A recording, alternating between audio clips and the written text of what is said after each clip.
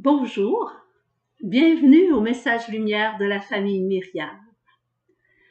Nous sommes revenus au temps ordinaire et nous commençons l'évangile selon saint Marc.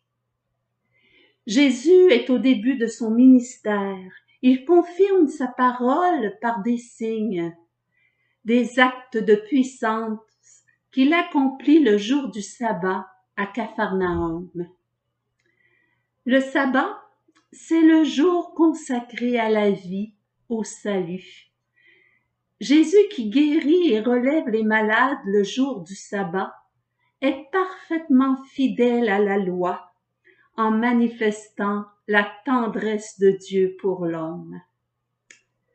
Capharnaüm signifie village de la consolation.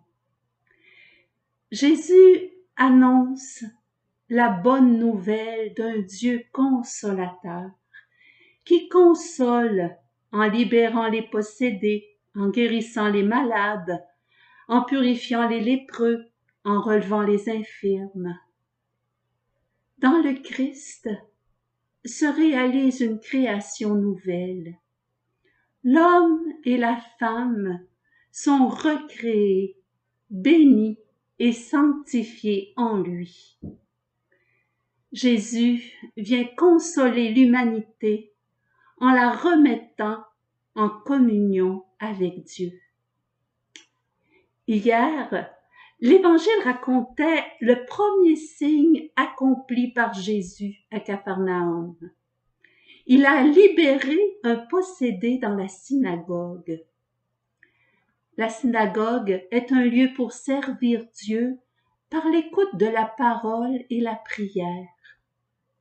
Par sa parole, Jésus chasse l'esprit impur et libère le possédé qui peut à nouveau servir Dieu.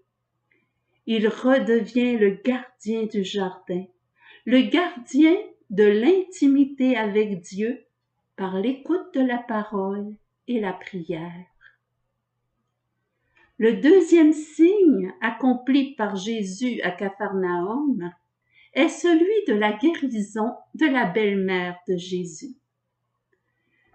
Après avoir créé l'homme, après l'avoir recréé, il recrée la femme. Cette fois, la guérison s'opère dans une maison.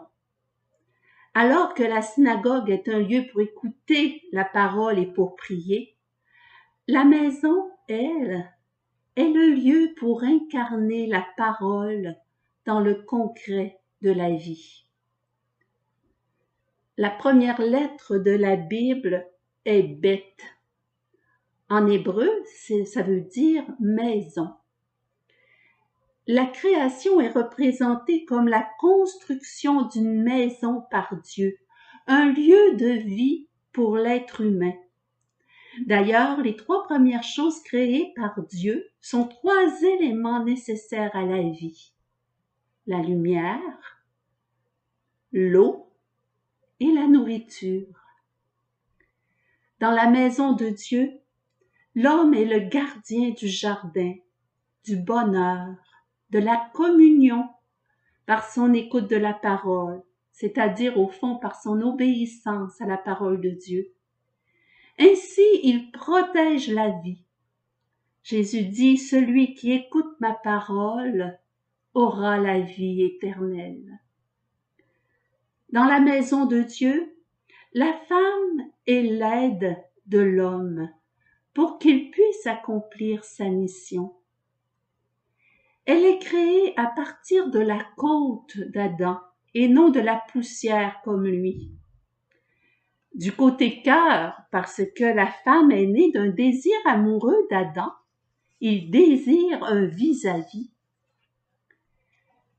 La femme, construite à partir d'une chair déjà animée par l'Esprit Saint, une chair insufflée du souffle même de Dieu, suggère la vocation de la femme à être l'âme de la famille, à transmettre la vie spirituelle aussi naturellement que la vie physique.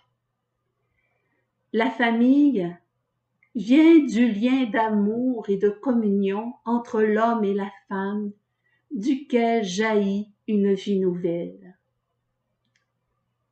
La belle-mère de Simon est une femme et une mère. Mais elle est une femme malade le sabbat.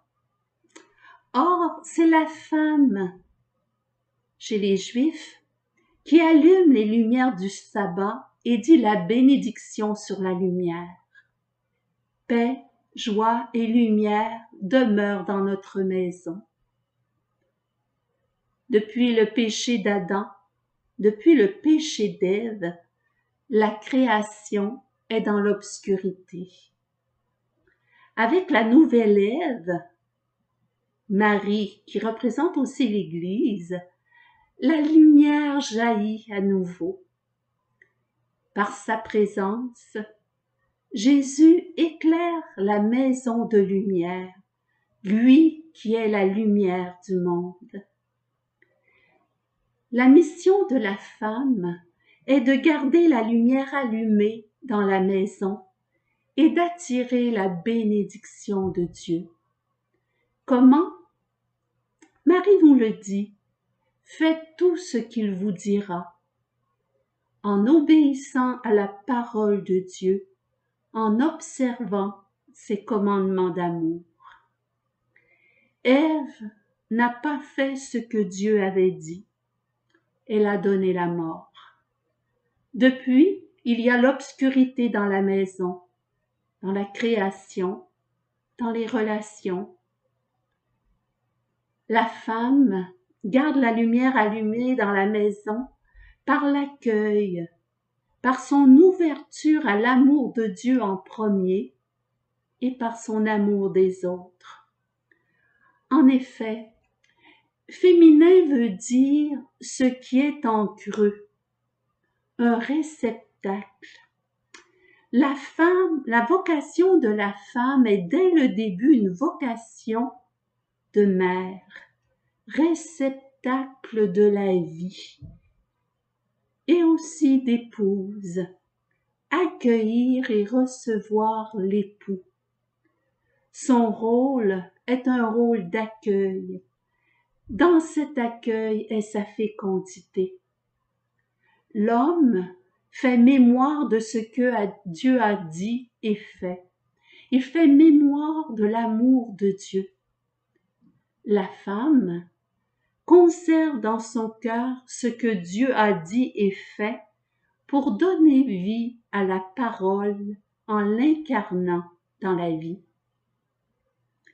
Ce qui est en creux chez la femme, c'est son sein, son utérus, ses entrailles maternelles. En hébreu, le mot entrailles maternelles a la même racine que miséricorde. Le Seigneur est un Dieu de tendresse et de miséricorde. Par sa miséricorde, il redonne vie à l'homme pécheur. Jésus vient manifester la miséricorde de Dieu. La miséricorde, c'est Dieu qui s'approche de l'homme, prend sa main et le relève. Jésus s'approcha, lui prit la main et la fit lever. En accueillant Jésus dans sa maison, cette femme est guérie.